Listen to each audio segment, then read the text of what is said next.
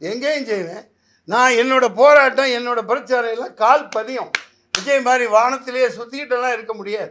ஒரு தம்பியை ஆதரிச்சு அன்னைக்கு இப்போ பார்த்தா அவர் அது என்ன இப்போ எங்கே செய்வீன்னு கேட்டிங்கல்ல, இங்கே பார் இந்த கால் இருக்குல்ல, இந்த கால் தடம் கீழே பதியணும்.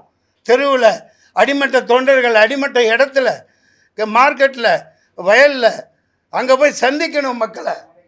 வானத்திலேயே உலாத்திக்கிட்டு வான தூதர்களாக இருந்துக்கிட்டு ஹெலிகாப்டரில் போய் இறங்கி ஹெலிகாப்டரில் வர்றவன் பணக்காரனுக்கு தான் சொம்படிப்பான், பணக்காரனுக்கு தான் பல்லாக்கு தூக்குவான்.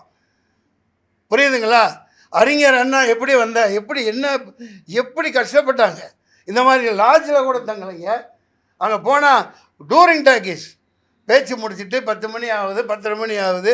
மேடையில் அவங்களோட உரையை முடிச்சுட்டு அவர் உரையெல்லாம் கேட்க நம்ம இப்போ பிறக்காமல் போயிட்டோம். அங்கே சாதாரணமாக போய் மக்கள் 10 பேர் இருந்திருப்பாங்க. டூரிங் டாக்கீஸில் பெஞ்ச் இருக்கும்ல, அதில் போய் வச்சு படுத்துட்டு காலையில் எழுந்திரிச்சு தண்ணி குளிச்சுட்டு அடுத்த இதுக்கு கிளம்பிடுறாங்க. அப்படி வாழ்ந்தவங்க. இன்றைக்கி தலைவர்னு வர்றவங்களாம் அப்படியே இருக்கான்.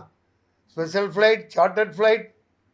இது சும்மா கற்பனகதி. இதெல்லாம் ஒரு மயிரும் பிடுங்க முடியாது, ஒரு ஆணையம் பிடுங்க முடியாது. இதுதான் விஷயம். ஒழித்து கட்டப்பட வேண்டிய சக்தி இவிஎம் அண்ட் எஸ்ஐஆர் ஃபார்ம்.